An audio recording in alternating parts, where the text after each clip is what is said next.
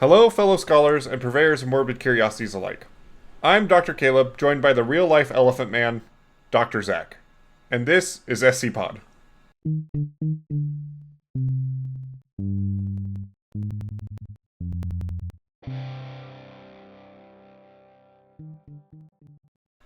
Zach, how are you today?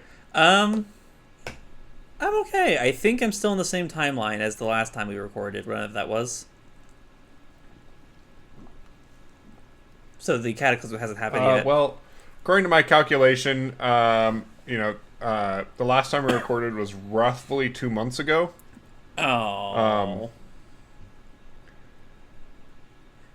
Caleb, Yeah. Caleb, And the worst part is, you will never know if that's actually true or not.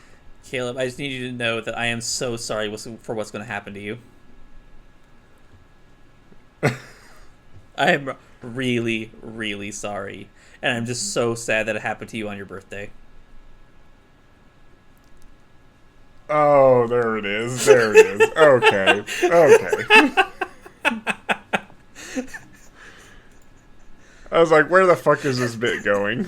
You know where it's going. Same place it always goes. It's the birthday bird boy. Oh man, that's that's some real gourmet stuff right there. All right, item number SCP-1311. Anyway, Object class Euclid. Special containment procedures are as follows. All station personnel currently assigned to SCP-1311 are to monitor all local homicide police reports for evidence of SCP-1311 outbreaks. Instances of 1311's pattern being positively identified should be reported immediately. Any witnesses of positively identified SCP-1311 outbreaks are to be given Class C amnestics and have their accounts to local authorities modified as necessary. In extreme cases, Class A amnestics and relocation are permissible. Update as of June 7th, sometime in the 2010s. For purposes of observation and further study, all Foundation personnel currently assigned to SCP-1311 are tasked with the recovery of an individual suffering the condition that has not yet self-amputated. In instances where recovery is not viable, video or photographic evidence is also acceptable, and that is by a Dr. Data expunged. description. SCP-1311 initially manifests as a case of sudden severe body integrity disorder, the belief that part of the individual's body is not actually theirs, in people with no previously recorded history of such a condition. In most instances, SCP-1311 affects the perception of one's hands or feet, though in some cases fingers, ears, eyes, teeth, or even organs have also been subject to the condition. 1311 was previously regarded as a mere coincidence, but the repeated instances of 1311's more anomalous aspects led Foundation operatives to require additional research, which in turn caused its final classification. As with most cases of acute body integrity disorder, the majority of subjects affected with 1311 have attempted to self-amputate or remove the affected part of their body themselves, resulting in their death. In the cases where a minor part of the body is targeted and successfully amputated, all sufferers have expressed a profound feeling of relief at its removal. No survivors of major removals have currently been recovered. Further research was first suggested when a doctor noted that in all cases where an infected individual was successful in removing their afflicted part of the part of the body was never located. Survivors of the condition universally claim to have not noticed or to have forgotten what happened to the body part after removal, though they continue to express happiness that it is gone. No removals have yet been observed or recorded by Foundation personnel. More often, outbreaks of SCP-1311 are discovered after the fact by tracking murder cases involving limb amputation or dismemberment, usually classified as due to the missing body parts. To date, at least 43 outbreaks have been recorded around the world, with only the outbreak in Data expunged. happening at the same time and location more than once. Outbreaks of SCP-1311 have always happened in groups of 4 individuals. Though there is no identified source for SCP-1311 outbreaks, though those suffering from the condition always have some link between them. While most individuals possess a solid connection, such as working in the same office or having the same doctors, other outbreaks have possessed tenuous links such as eating the same meal for lunch, different locations, being treated for nail biting, having been a member of the same online community. Said community is now being monitored due to its connection to SCP-1311, correlating to a significant increase in the site's popularity. Being allergic to apples, being the child of a pancreatic cancer survivor, having sex with the same woman. The woman showed no signs of the condition herself, though she is currently in custody for observation and further testing. And simultaneously reading the same book. The extremely questionable relations of the groups were initially noted as being reached too far by the officials, but these are the only currently documented links. The full list of currently missing body parts includes 16 arms, hands intact, 12 legs, feet intact, 36 hands, 72 teeth, including canines, incisors, and molars, in various quantities, 4 sets of genitals, both genders, 12 kidneys, 4 lungs, 8 spleens, and 3 livers. Addendum 1311-1. After the recovery of SCP-1993, research was conducted in an effort to discover a link between 1311 and 1993. Currently, all SCP-1311 survivors tested have shown no sign of the SCP-1993 compulsion. Research ongoing. And a couple footnotes here. When Zach referred to a 4th set of genitals from both genders, interestingly, these sets came from 2 separate instances, the first being 3 males and 1 female, and the other one being 1 male and 3 females. And then when Zach referred to 3 livers earlier, the final victim is still unlocated. However, efforts are ongoing. Currently, researchers theorize that the victim is most likely French-speaking Quebecois with links to Quebec independence groups, though this is unconfirmed. And Zach, I just have to ask. Yep. First, we talk about Scottish independence. Now we're talking about Quebec independence. I'm working to something. What the fuck do you have? I'm working to something. I'm not going to say it on air, but I'm working to something. Like, what? And if you're listening to this, you know who you are, and the revolution will not spare you. This revolution will be televised? No. Oh, I see. We're not a fan of Kendrick Lamar here. Okay. We are. It just will be televised for reasons. And the reasons is that we're going to include so much copyrighted material from everyone else that no one will dare air it. Oh, you know what? That's a really good idea.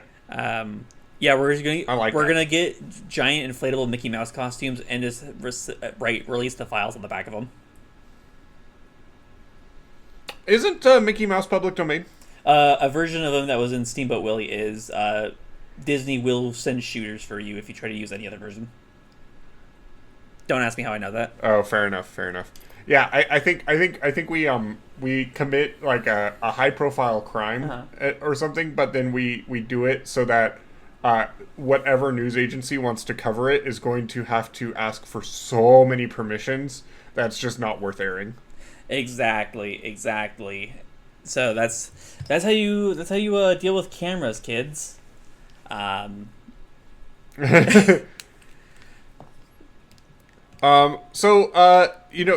the other day, and who knows exactly when we recorded the episode, but the other day we recorded an episode on 1993.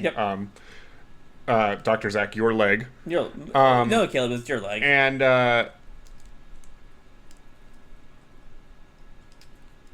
maybe it's our leg, brother. Acquired the means of leg.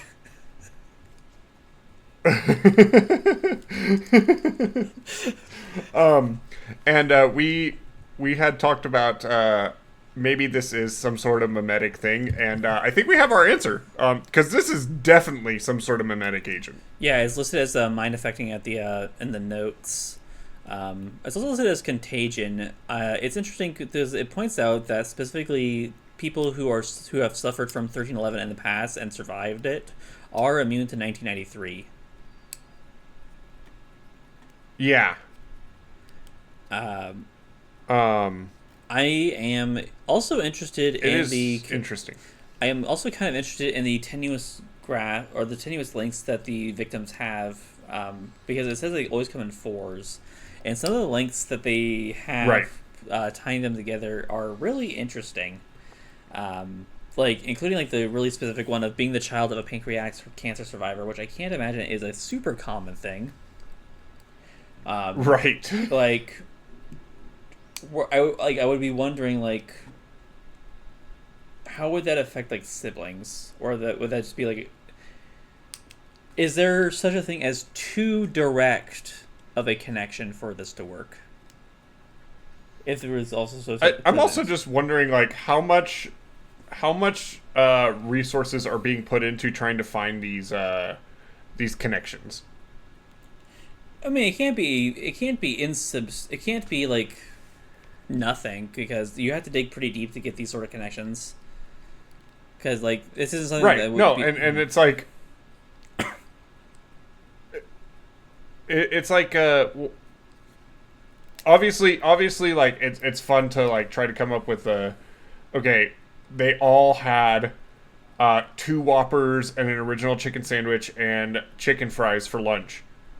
Okay, that's interesting, but like, to go try to find this stuff, you have to first identify the 4 victims, and then go through their entire life story up to that point, and then find out what, like, what the similarity is, and like, that person had to have had some spare time to do so.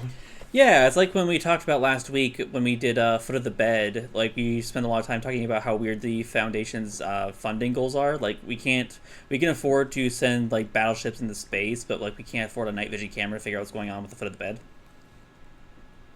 Right. Dr. Zach, how do you feel about the Saw franchise? I'm not a fan, honestly. I respect the technical work of the first Saw movie, just because that was done on a very limited budget in a single room. And I think Cary Elwes was in it, and so like, you know, Dread Pirate Robert himself. But I think overall, like, I have a very low opinion of that franchise as someone who makes horror content. I feel like there was that, like, I don't think they had enough ground to build on to go on to make what they made. And like, I'm not knocking anyone who does enjoy it. I'm just saying, like, from my standpoint as someone who vaguely plays around in that space, I don't like it. Yeah, it almost does. It almost does feel like it's like the Call of Duty of like early 2000s to like late 2000s horror. It was just like, oh, we have to make another Saw movie. How do we build upon the last stuff? Who cares? Just make it bloody. Yeah, like I have the same feelings about like an American Haunting, or like those fucking movies with the Warrens, or like they go after like The Conjuring. Yeah, The Conjuring. I remember I had a date years ago when The Nun was in theaters, and you know, we were having a good time, but like that was mostly because I kept making jokes in like to the person I was seeing at the time, and like we were just giggling through the entire movie. Interesting. And Zach, would you say that you identify as a single male at this point? So maybe making fun of The Nun is not what the kids would call Riz. You know, I know why you made that joke. Hey, Zach, remember, time loop. Okay. You know what, Caleb? Okay, so I bring up Caleb. I bring up Saw. Caleb, I just want to say I am proud of you for going there. So the reason I bring up Saw is because this is some Jigsaw ass shit right here. Finding like As somebody that has watched all the Saw movies, which is amazing considering the fact that I am on record saying that I can't do horror movies. I think that sheds that the horror Saw movies aren't horror as somebody movies. that's seen all the as somebody that's seen all the Saw movies, this is exactly something that Jigsaw would do. He would just be like, well, you didn't appreciate yourself for having 2 Whoppers and chicken fries for lunch. So you and 4 other people that did the same thing now must cut off your arm or die. Like... And it makes about as much sense as what Jigsaw was doing, too. Exactly. Like, you're just like, you're going through a Burger King at 2 a.m., you see a little fucking doll on a trike. Yeah. Like you wake up in a room and it's like, hello, you have been caught for biting your nails, and you do not take into appreciation the hard work that your body does to make those nails. So now you must gnaw off your fingers. Like, I like the idea of like a Saw franchise existing in the universe where like it is just, it's not like body mutilation, it's just things that make everyone deeply uncomfortable and like it's hard to specify ways. Like almost like a fear factor. like Fear Factor? Yeah, like a fear factor. Before Joe Rogan lost his fucking mind. And yeah, One could argue. one could argue. And I will. One could argue. And you know, it's like, I see that you don't appreciate the miracle of life, so you're going to sit through a 12-hour montage of birth. Oh, jeez. Or like, I see you do not see the miracle of childbirth, so now you must perform this C-section. get in there.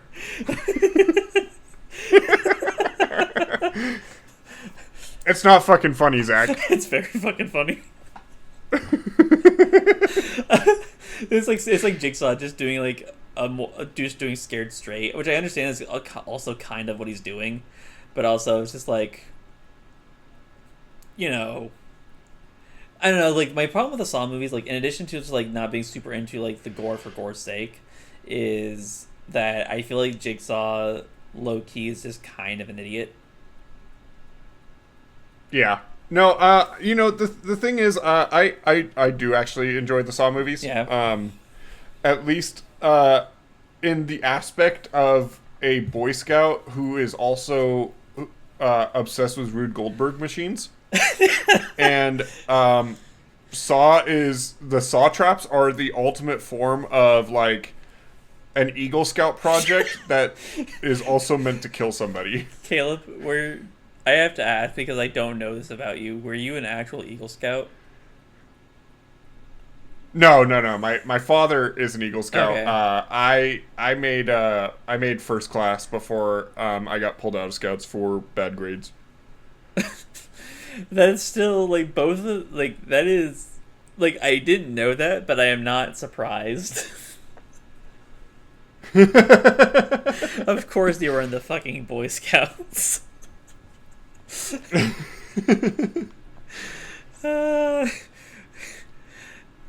Like, oh god. So like realistically, we don't know what causes like the actual point of infection for 1311, right? It's a thing that I assume it has something to do with a compass rose tattoo. that's kind of what I was trying to work my way around because I'm trying to square like how the two are related, other than just that they're both limb removing mimetic effects. Yeah. Like, is that rose? Well, is that, you know, is that rose tattoo part of a set of 4? Right. And I do wonder. You know, we've covered a few SCPs now that are connected to other SCPs. Yeah. You know, there's the Tyler fiasco. We have a code T. And then you know, we did the trees last season. And at least with those, like, there is enough to go on. You know, the trees, like, okay, they sing and they devour children or whatever. okay, those are similar enough. Tyler had his entire storyline with a fucking bus on, what was it, Europa or something like that? Titan. It was Titan. And a disappearing classroom and stuff like that. But that was all stuff that, like, kind of fit together. The only tie I really see here is two mimetic effects that cause you to remove your own limbs. And the thing that makes it hard for me to be like, okay, these are definitely related, is the fact that one of them you're putting on another limb. Like, one of them you're just chopping off a limb, and then the other one you're, like, reattaching the limb. And so the only reason that they're at all connected is the fact that one makes you immune to the other. It's interesting you say it that way, because I don't necessarily agree. And the reason is that in terms of actual connection, the people who are researching 1311 related to 1993 actually did the effort to see and put the two instances in the same room, in terms of having a 1311 victim be exposed to the leg, 1993, whereas the connection between the trees and the Cracklewood Park was simply a footnote stating there could be a connection and then nothing else. And so I will say that the people... That's fair. And that at least... And I'm not saying, like, neither are particularly good cases of, you know, documentation. But I will say that at least the people who are made that realization actually put in the effort to put in an actual physical connection between the two by putting the two affected instances in the same room here. That's fair enough. That's fair enough. Imagine being the person that's like the lead researcher on 1993, and you're like, all right, send in this D class, and then the D class just walks in and is like, the fuck do you want me to do about this? And that's how you find out that they're immune to each other. I mean, that's probably how it happens too. Like, I don't think we have great notes on either file about the exact way that was discovered, but that more or less could be how that happened. The only other way I could see it is if someone was just like looking for something to do around the facility, and was like, well, we got two things that affect limbs, put them together, which also sometimes happens. I like to think it's a overeager researcher like you, who's like looked into a bunch of these SCPs, and then they're like, "Wait a second, right? These two SCPs are not even within the same vicinity of each other. But what if?" And then they just like put together a requisition form to go get the leg, right? Which is never suspicious, and then do the whole pineapple apple pen with it.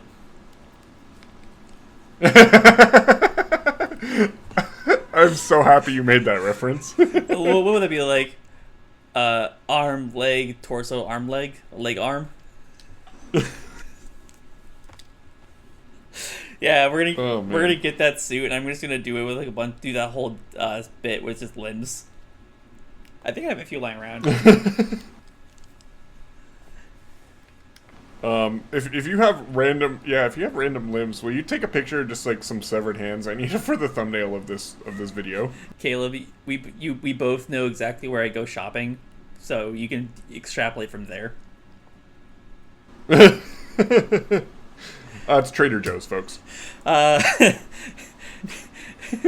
nonsense spelling. Only it's like the back alley Trader Joe's. Yeah, it trades Joe's. It's Trader Joe's, and that the guy I buy from is named Joe. As in cup of? Sure. Yeah. Instead of going and requisitioning for some severed hands for a thumbnail, I'll just order it from the coffee machine. So, like, as just like a weird glimpse into my personal life, the targeted ads I now get are for a company called, I think, BioCorp, which I can buy like dead medical specimens from at very reasonable rates. And so I'll be opening my social media and just see a 4-pack of cats. And at one point, I'm like, can I just say, Biocorp is literally like, I it's got to be LexCorp's like alter I'm ego. not gonna lie, Caleb. I'm really suspicious. I don't think these were sourced well, but like I'll scroll through that little ad because of course I do, and then it's like, oh, Feeding the algorithm. I can get some sheep lungs for a very good price, and shipping's very reasonable. And and that's all to say, folks. If you see me on Hinge, just shoot me a message.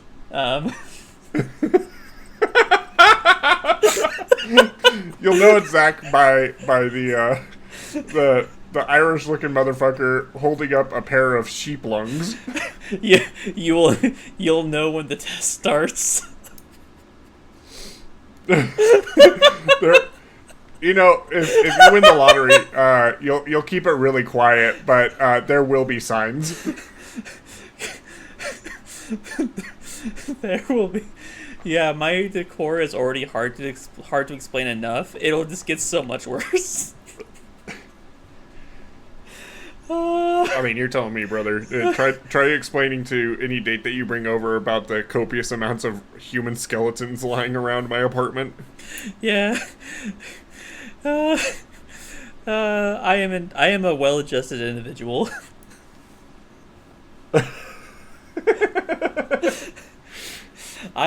There's this video I'm gonna send you later, Caleb, where it's just like it's one of the voice actor people on YouTube, and it's just this picture of just like, I have extremely normal beliefs and am a chill part of a normal online community. And I really want that on like a shirt or something. You were asking me a lot of questions. You were asking me a lot of questions that are answered by my shirt. You know, if Zach's story tells you anything, it's that by interacting with this video, you can feed the algorithm, and maybe you can find more weirdos trying to do what we do, or also push these weirdos out to more people who need weirdos like us in their lives. Exactly. Biocorp, yeah. It was one of those like online moments where I'm like, well, they got me. Nope. They got that one right. You know, as somebody that's been searching for a side hustle, I totally understand, because I'll be like scrolling on Instagram or something like that, and it's like, do you want to learn how to work from home and learn how to code? And I'm like, actually, yes, that does sound kind of nice. Yeah, every time you click, and then I go click on it, and then all of a sudden my entire feed is fucking just AI clickbait shit. Yeah. Things are bad. Not as bad as some of these guys, though. No. Like, is it weird that, like, I know they pointed out in the second footnote, but like, the fact there's only 3 livers when there's supposed to be 4 is also just kind of concerning. Right. It's also like, imagine being the guy that just has to rip out a canine tooth, right? And then you go to like the survivors meeting, and this guy is like, yeah, I ripped out my own spleen. Oh. Like, what the fuck? I would want to tussle with the guy that only had to rip out a tooth. Right? Like, you know which one you're going for. Do you think it was a specific canine, or if it's just like any will do? That's fine. Take a pick. Well, I don't think anybody's forcing him to do it. It's like it's the whole mimetic thing of like, oh, this tooth does not belong to me, so it had to have been like a specific one. And I assume that that all 4 people in that group all had the same canine, which again is just so crazy that they come in groups of 4. Yeah, it feels like it would be a B plot in like Twin Peaks or something. Yeah, that is so funny that you bring up Twin Peaks. I do my annual rewatch of it every year, and I'm currently in the middle of it. That is so funny. I'm literally watching the Versus Wolves episode that is talking about Twin Peaks, and I had never even heard of the show before. When they first brought it up, I was like, "You mean like the Hooters knockoff?" Caleb, you need to watch Twin Peaks. All right. I'm down. I'm down. Like, as soon as I have a lot of other things I have to watch first. as soon as you're done with Fullmetal Brotherhood. Okay. You know what? You've given me good recommendations, Zach. I will bump it up the list. Austin be damned. Austin's trying to make me watch 2B Hero X. Right. I will bump Twin Peaks above it. Sorry, Austin. I'm not sorry. Nah, fuck him. Love you, man.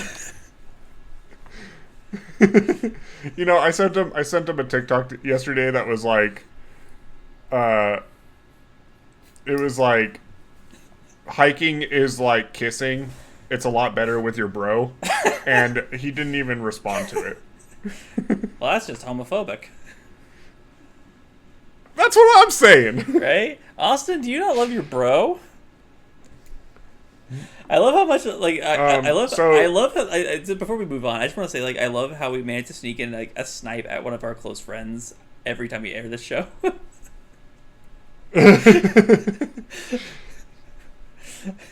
And we will never have him on. The best part is every once in a while he'll just text me and he'll be like, "Wow, you guys were really funny on this episode." And I was like, "What the fuck? I didn't even know you listened to us."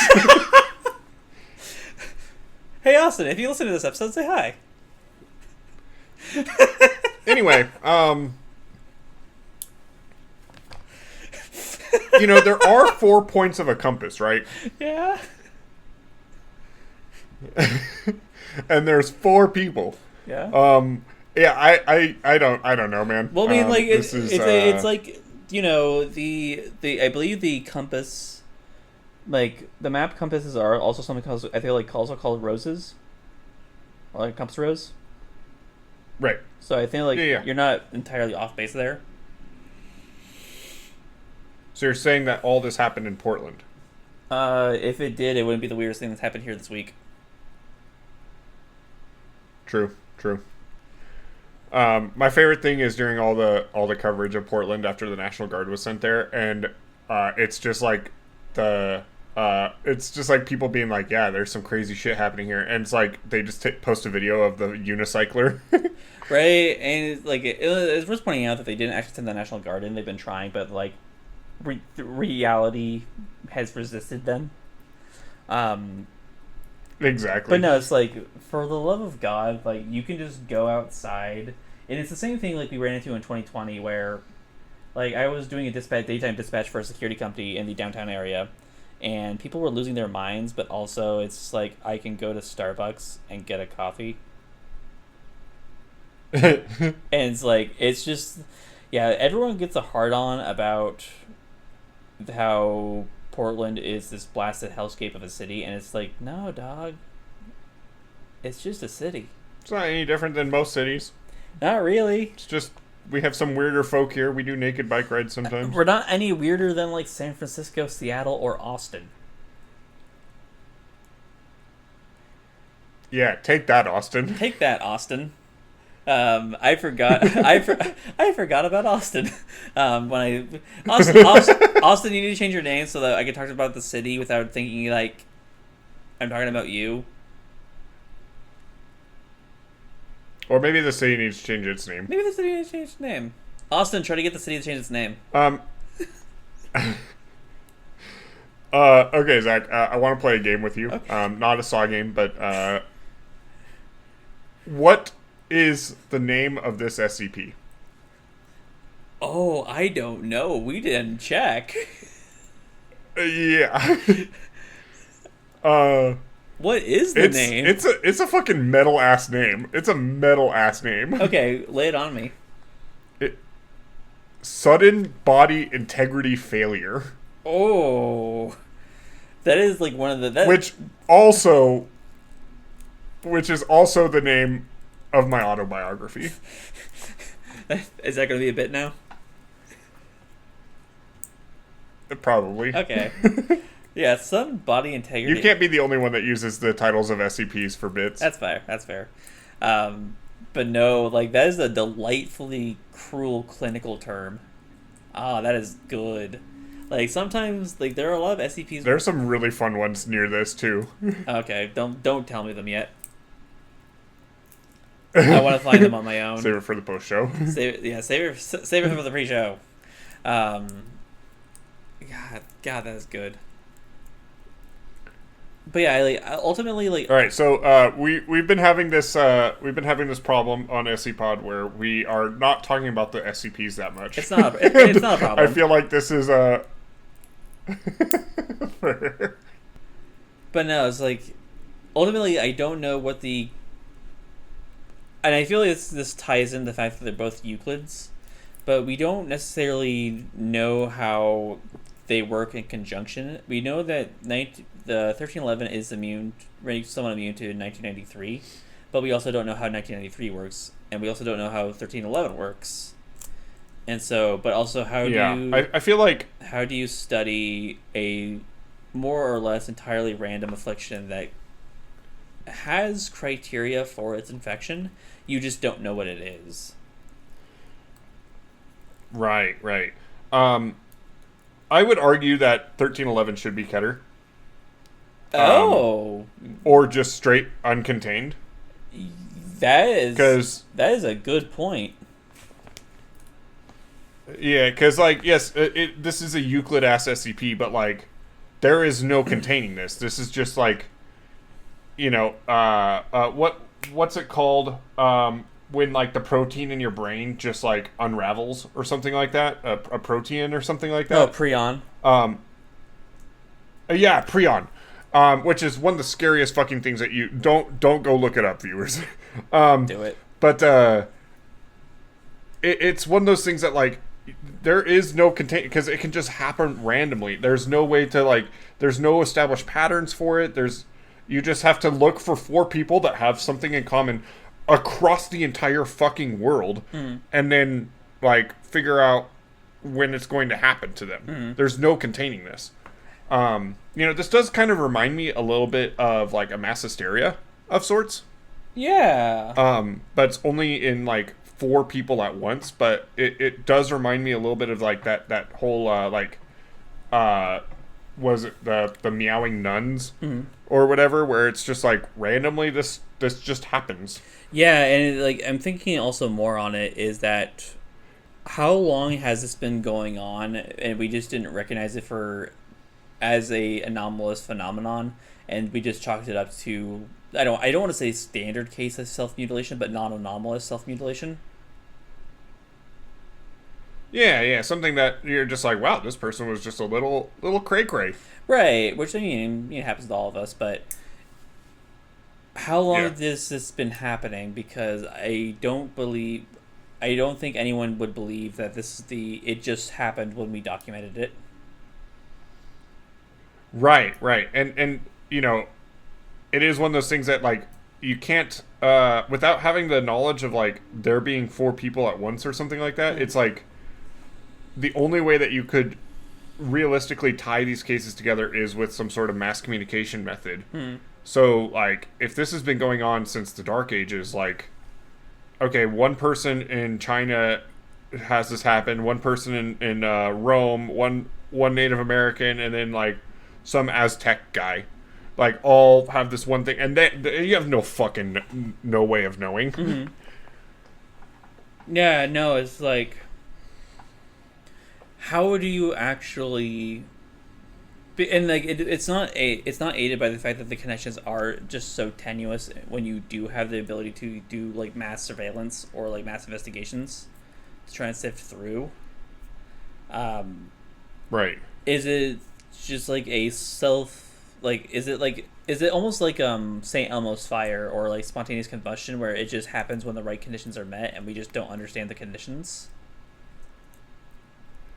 Right.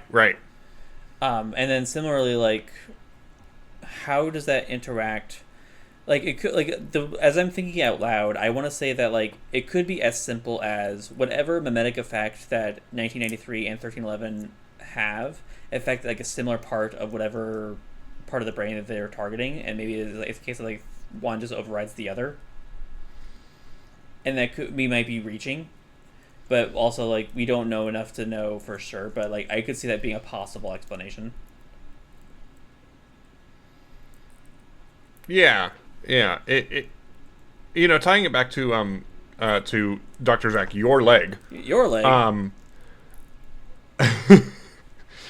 That joke's not going to get old, by the way. No, it's not for you guys. But yesterday, or whenever we recorded that episode, almost broke the fourth wall there, Zach. Yeah, you get the fuck right back away from it. We had established that either it was a wizard that did it to his own leg or a tattoo artist that did it to a wizard's leg. There's got to be something evil afoot here. Maybe. I mean, it's hard to say just because like with a lot of anomalies that are sometimes tied together. It could be like an intentional thing. It could also just be some weird shit that happened for whatever reason. What if, we've collected 16 arms, 12 legs, 36 hands, 72 teeth, 4 sets of genitals, 12 kidneys, 4 lungs, 8 spleens, 3 livers, right? We've collected all these things. And we got to them before the evil tattoo artist could draw a compass rose on them. And then they were going to mass distribute these body parts to make extra copies of 1993. The reason I don't believe that is true is that if this was happening for a while, no one would have any legs left, and we'd all be dead. But if this was a recent occurrence, so that's the thing. It's just like I don't believe the first time this was documented was the first time, because of the way that we had to verify that they were connected in the first place. We do know that it's not random. Fair. It's not entirely random, at least for what could be tested.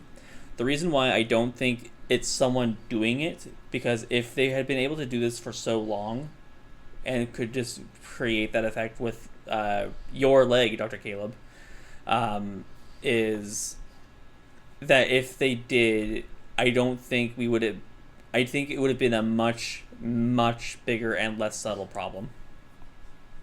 We would be a legless race. It'd be like the cake situation. Yeah. I could see that. And so like I don't necessarily say this to shoot you down so much as like just to kind of think it through. Is like all the things. I mean, Zach. Most of the time I bring up a thing. It's out of a jest, not because I actually believe it. I actually do believe that there was a wizard that severed his own leg to create your leg, Dr. Zach. Gotcha. I'm sorry you feel that way about your leg, Dr. Caleb.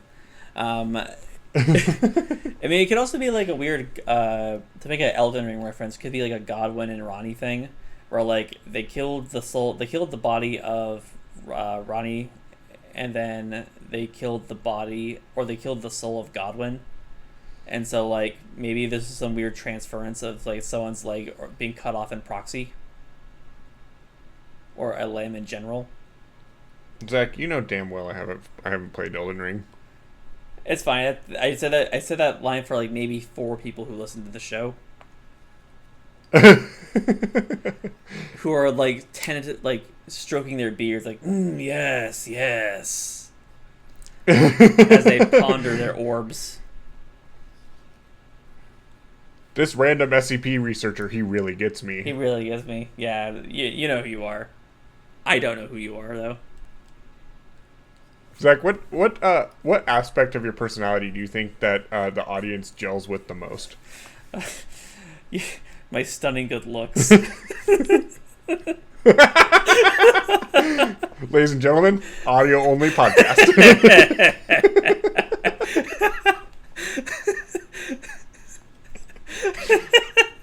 I can tell by his voice that he's ravenously handsome.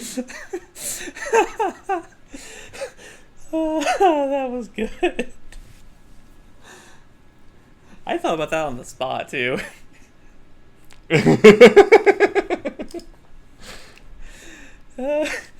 I don't know if I have anything more to say about 1311 Man. Oh no, we're actually just moving on. Okay. Nope. Yeah, it is interesting. The last thing I kind of wanted to touch on is the fact that the four sets of genitals, how it came with 3 males, 1 female, and then the next one was 1 male, 3 females. So, it was almost like mirrored in a way. Yeah. And I think that that's kind of interesting. You know, we don't know the connection of each of those 4 groups, but or each of those 2 groups, but it's almost like a kind of a pair kind of deal. So I don't know. It's interesting. It is. I think the Saw comparison is not lost on me. Because this is very much like this is something Jigsaw would do. Again, because Jigsaw makes no sense because he's a bad villain. True. Fight me. But yeah, I don't have very much more to say. I think this is kind of a as weird. Not having any of the answers kind of makes this just a cut and dry case. Like, yeah, we don't have the answers. I don't think we will ever have the answers, no matter how much research we put into this, unless there is some wizard mastermind controlling all of this. You know, there's even less ways to explain this as Dr. Zach, your leg. And you know, at least with that one, we know what object is causing it. This is seemingly just like an idea is planted in your head that's like, shit yourself. Shit yourself right now. And there's a terror to an intrusive thought. Yeah. There is. But, yeah, that's kind of all I got for 1311. Cool SCP. I think it is genuinely kind of spooky. Just because it's like an aneurysm. Like, it could just kind of happen to you. It just happens. You know? Like, you could just be sitting here one day and then all of a sudden you're like, gone. The fuck? This big toe's not mine? Mm-hmm. Yeah. And hysteria is kind of creepy. Hysteria is kind of creepy.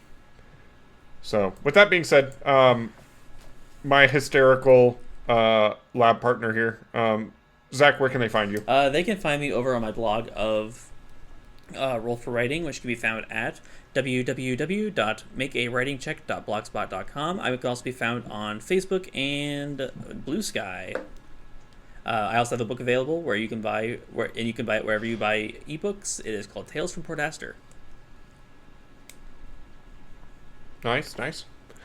You can find me at Calica1738 on Twitter and Instagram.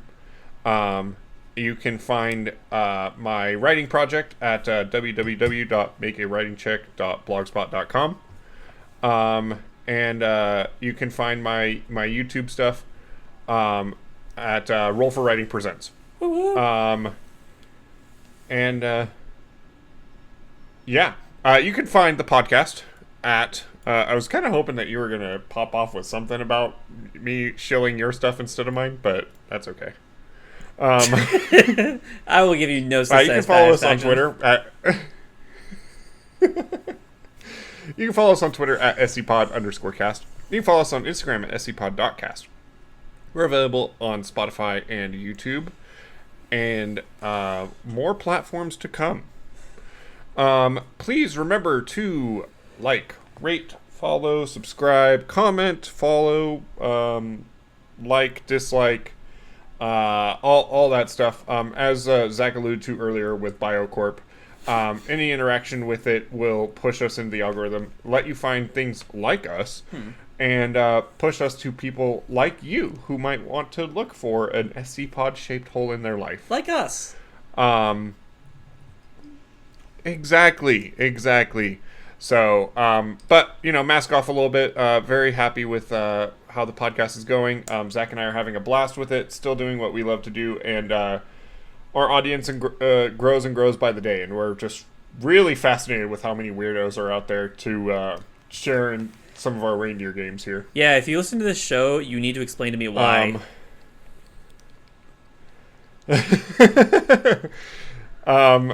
Zach, do you know what we're covering next week? No.